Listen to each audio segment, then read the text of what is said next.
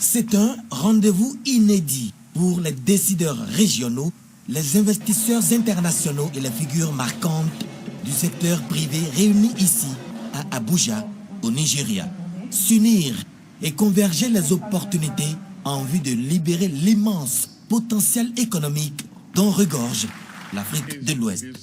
C'est le but visé par le président Ahmed Bola Tinubu au détour de cette rencontre, la première du genre. Le président Patrice Talon prend part aux travaux. Inspiré par son leadership et sa vision, au sommet de son pays depuis 2016, avec des résultats probants et reconnus au plan continental et international, le chef de l'État apporte sa touche à cette quête de coopération régionale plus forte. Ce sommet arrive à point nommé parce que notre région traverse une crise de confiance et de partenariat affirmé. Nous avons une institution régionale, la CEDEAO, qui est un bel instrument de coopération et d'intégration, mais qui malheureusement, ces temps-ci, est en crise. Mais ceci ne devra pas nous paralyser et nous empêcher d'aller à l'essentiel qui est un véritable besoin d'intégration de nos communautés, tout au moins au plan économique. Notre idéal d'avoir une intégration régionale qui concerne l'économie, la sécurité, la politique, la démocratie, les libertés est en mal. Mais le besoin d'une intégration économique est indispensable et je remercie le président Tinubu d'avoir initié ce sommet. Le sommet se déroule au Centre international de conférence Bola Tinubu. Il y a eu des signatures d'accords entre les parties nigérianes et béninoises. Le marché ouest-africain est le plus apte, le marché qui donne le plus de potentiel à une intégration permettant une économie prospère. Nous sommes des économies qui se complètent comme nulle part ailleurs. Et pourtant, nous sommes dans le monde l'économie la moins intégrée régionale. Je vais vous donner un exemple. Nous avons mis en place, avec une certaine satisfaction dans le passé, le WAPCO, cette organisation qui fait que le gaz passe du Nigeria jusqu'au Ghana en traversant le Bénin et le Togo pour alimenter les besoins en énergie et en production électrique. Et au moment où ça a été fait, le débit était compatible avec les besoins. Aujourd'hui, cet instrument, cette organisation, cet outil ne répond plus aux besoins. Est trop faible pour alimenter nos divers pays en gaz. Le Bénin essaye depuis quelque temps d'avoir du gaz, soit par le Ghana, soit par le Nigeria, au-delà de ce qui est offert à travers WAPCO. Mais jusqu'à la date d'aujourd'hui, nos diverses administrations n'ont pas été capables d'accompagner cet organisme pour aller au-delà de ce qui a été fait et qui est embryonnaire dans le passé et qui ne suffit plus aujourd'hui à satisfaire les besoins.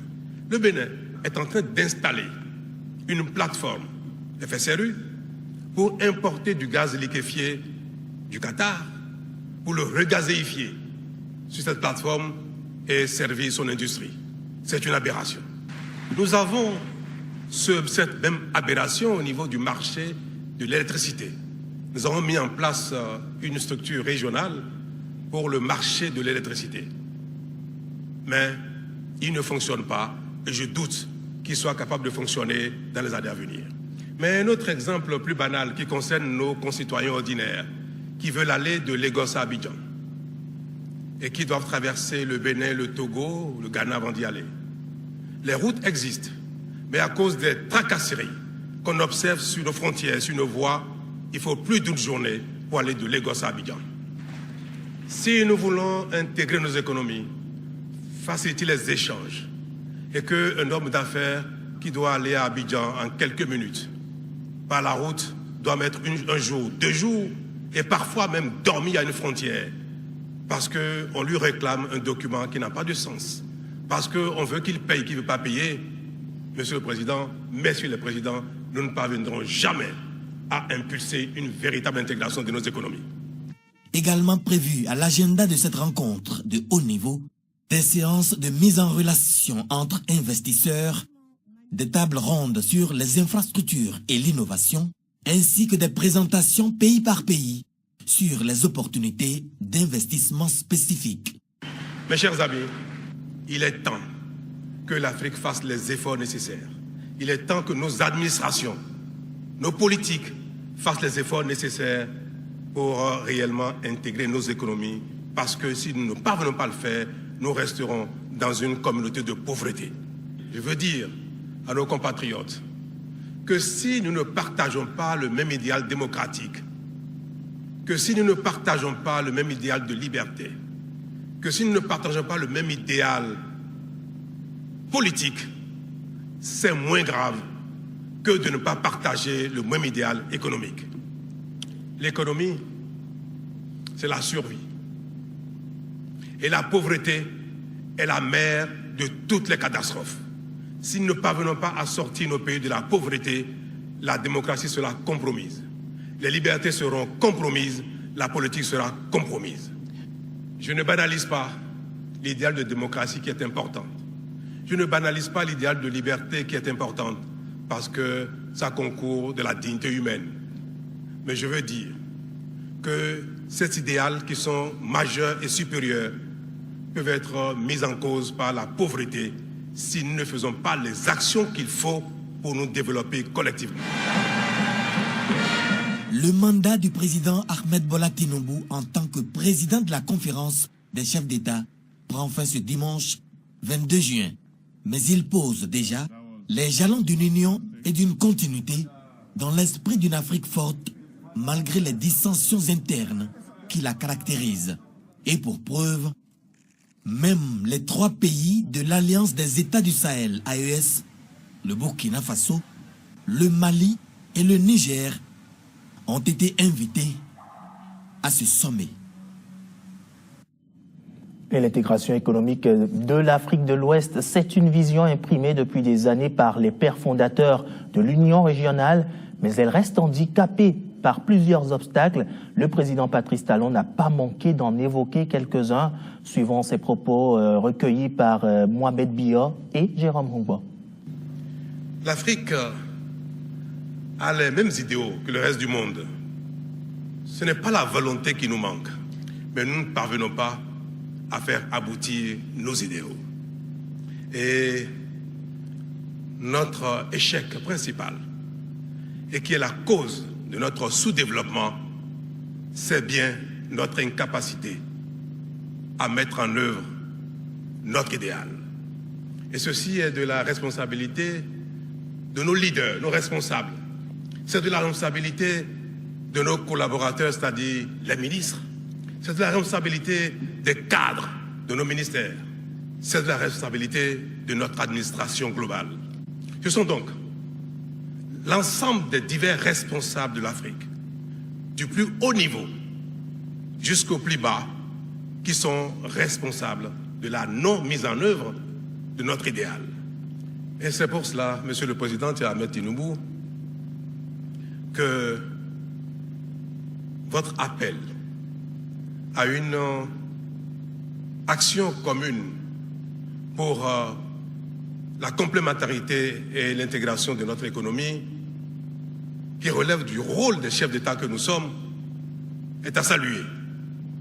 Ce n'est pas pour moi une manière d'excuser les chefs d'État et d'exprimer que notre rôle dans notre échec est infime. Non, nous avons notre part de responsabilité dans l'échec. Je veux parler des chefs d'État, des principaux responsables au sommet de l'État.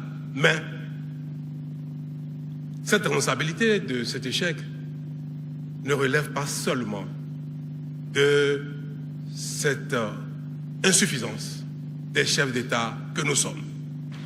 Tellement les responsables politiques, tellement l'administration ne fait pas ce qu'il faut, que nos populations et nos hommes d'affaires sont obligés de contourner les obstacles de l'administration, d'avoir affaire à l'informel pour échanger entre les communautés d'un pays à l'autre. Quand on observe les efforts que font nos communautés pour donner un contenu réel à l'intégration et en contournant ainsi l'administration, en étant dans l'informel, nous devrons, mes chers présidents, chers collègues, mes chers grands frères, nous devrons, chers ministres, chers responsables de l'administration, prendre un nouveau départ pour sortir l'Afrique de la pauvreté en passant par l'intégration effective. Et cette déclaration forte du chef de l'État Patrice Talon à Abuja, le président Bola Tinubu et moi, nous nous sommes entendus pour conduire cette intégration économique forte de notre espace commun. Le chef de l'État prend ainsi à témoin le collège des autres présidents et autres décideurs présents à ce sommet. On l'écoute toujours au micro de Jérôme Humbo et Mohamed Bia. Le monde entier, notamment les pays développés, les autres régions du monde, sont rentrés dans une phase de défiance de la coopération internationale. La coopération internationale n'est plus aujourd'hui un idéal universel. L'aide internationale n'existe plus et n'existera plus. Et le seul moyen pour nous, pour nos populations, de sortir de la pauvreté est que nous fassions les efforts qu'il faut sur nous-mêmes pour nous développer. Les États-Unis sont en train de nous donner une leçon incroyable. On observe le pays le plus puissant du monde, économiquement le plus puissant, qui est en train de défendre ses intérêts au centime près, au mépris de la coopération internationale. Cette déclaration, à la limite de guerre commerciale, que les États-Unis ont déclarée au monde entier, est une façon de nous réveiller. À la limite, nous devrions saluer le président Trump pour ce coup de fouet qu'il nous donne. J'ai envoyé la semaine, il y a quelques jours, au ministre des Finances, porter un message au président Tinubu pour la préparation de ce sommet.